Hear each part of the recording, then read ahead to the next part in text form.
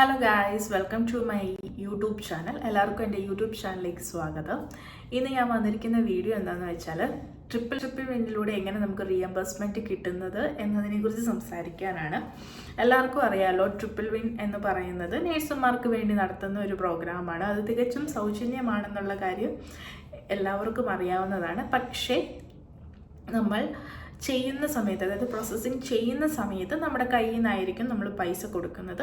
അടുത്ത എൻഡിലായിരിക്കും നമുക്ക് ആ പൈസ തിരികെ കിട്ടുന്നത്. അത് എങ്ങനെ എന്നുള്ളതിനെ കുറിച്ചാണ് ഇന്ന് ഞാൻ സംസാരിക്കാൻ പോകുന്നത്. സോ നമുക്ക് വീഡിയോയിലേക്ക് പോയാലോ. ഫസ്റ്റ് തന്നെ നമുക്ക് ഈ ട്രിപ്പിൾ വിന്നിലേക്ക് കുറച്ച് കാര്യങ്ങൾ നമ്മൾ ചെയ്യേണ്ടി വരും. അതായത് ഈ പ്രോസസ്സിങ്ങിൽ എന്തൊക്കെയാണ് വേണ്ടത് എന്നുള്ളതാണ് ആദ്യം ഞാൻ നിങ്ങളുമായിട്ട് ഷെയർ ചെയ്യുന്നത്. ആദ്യം തന്നെ നമുക്ക് നമ്മുടെ സർട്ടിഫിക്കറ്റ്സ് എല്ലാം ട്രാൻസ്ലേറ്റ് ചെയ്യേണ്ടി വരും ജർമ്മനിലേക്ക്. അത് ഓരോ സ്റ്റേറ്റ് ഡിപ്പെൻഡ് ചെയ്തിരിക്കും ഏതൊക്കെ സർട്ടിഫിക്കറ്റാണ് ട്രാൻസ്ലേറ്റ്. ചില സ്റ്റേറ്റിൽ ബർത്ത് സർട്ടിഫിക്കറ്റ് ഇൻക്ലൂഡ് ചെയ്ത് ട്രാൻസ്ലേറ്റ് ചെയ്യേണ്ടി വരും.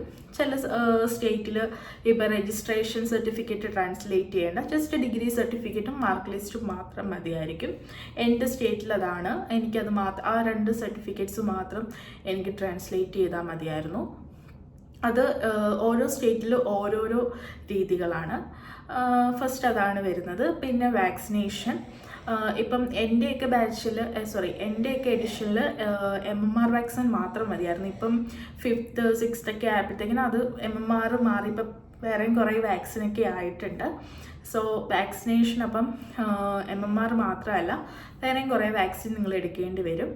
അപ്പം അതെല്ലാം എടുക്കണം. ആ വാക്സിൻ എല്ലാം എടുക്കണം. അപ്പം നമ്മൾ ആ വാക്സിൻ എടുക്കുമ്പോൾ ഫസ്റ്റ് അപ്പം നമ്മൾ ആദ്യം ഡോക്ടറിനെ കൺസൾട്ട് ചെയ്യും. ചിലപ്പം ഡോക്ടർ ഇപ്പോൾ MMR ആണ് എടുക്കുന്നെങ്കിൽ അതിന് ടൈറ്റർ ചെക്ക് ചെയ്യാൻ പറയും. സോ അതിൻ്റെ എല്ലാത്തിൻ്റെയും ഒറിജിനൽ ബില്ല് നമ്മൾ സൂക്ഷിച്ചു വെക്കണം. ഇപ്പോൾ ഡോക്ടറിനെ കൺസൾട്ട് ചെയ്യുന്നതിൻ്റെ, ടൈറ്റർ ചെക്ക് ചെയ്യുന്നതിൻ്റെ, വാക്സിൻ എടുക്കുന്ന എല്ലാത്തിൻ്റെയും ബില്ല് നമ്മുടെ കയ്യിൽ ഒറിജിനൽ ഉണ്ടായിരിക്കണം. ഒന്നും നഷ്ടപ്പെടുത്താതെ സൂക്ഷിച്ചു വെക്കുക. പിന്നെ PCC വേണം. ചില സ്റ്റേറ്റിൽ ചിലപ്പം PCCയും ട്രാൻസ്ലേറ്റ് ചെയ്യാൻ പറയുമായിരിക്കും. എൻ്റെ സ്റ്റേറ്റിൽ അങ്ങനെ ഉണ്ടായിരുന്നില്ല. പിന്നെ ഇത്രയും എൻ്റെ അറിവിലുള്ളൂ. ഇനി വേറെ എന്തെങ്കിലും ഉണ്ടോ എന്ന് എനിക്കറിയില്ല. ഇനി വേറെ എന്തെങ്കിലും ഉണ്ടെങ്കിൽ ഞാൻ ഈ സ്ക്രീനിൽ എഴുതിയേക്കാം. ഓക്കെ.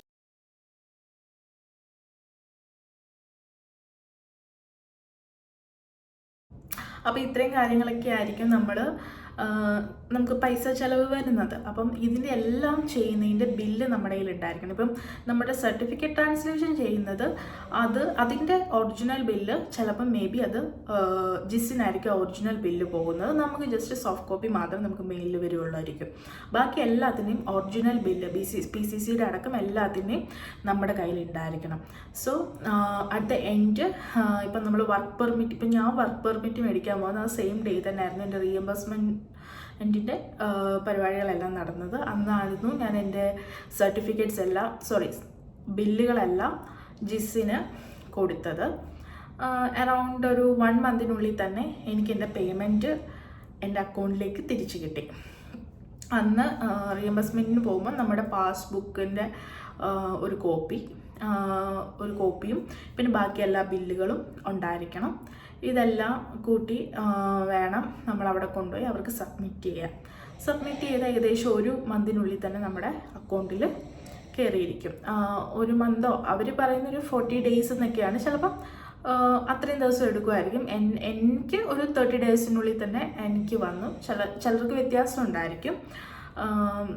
ഇതിപ്പം അവിടുന്ന് ഡോച്ച്ലാൻഡിൽ നിന്ന് വരേണ്ട പൈസയാണല്ലോ. സോ അതുകൊണ്ട് വ്യത്യാസം ഉണ്ടായിരിക്കാം. അപ്പം അത്രയേ ഉള്ളൂ റീഎംബേഴ്സ്മെൻറ്റിൻ്റെ കാര്യം എന്ന് പറയുന്നത്. നമ്മൾ എന്ത് ചെയ്താലും എല്ലാത്തിൻ്റെയും ഒറിജിനൽ ബില്ല് നമ്മുടെ കയ്യിൽ ഉണ്ടായിരിക്കണം. അത് നഷ്ടപ്പെടുത്തി കളയരുത്. അത് നമുക്ക് ലാസ്റ്റ് അത് കൊടുത്തു കഴിഞ്ഞാൽ നമ്മുടെ കയ്യിൽ നിന്നിട്ട പൈസ നമുക്ക് തിരിച്ചു കിട്ടും. ഇതിനകത്ത് വിസയ്ക്ക് മാത്രമാണ് നമ്മുടെ കയ്യിൽ നിന്ന് പോകുന്നത്.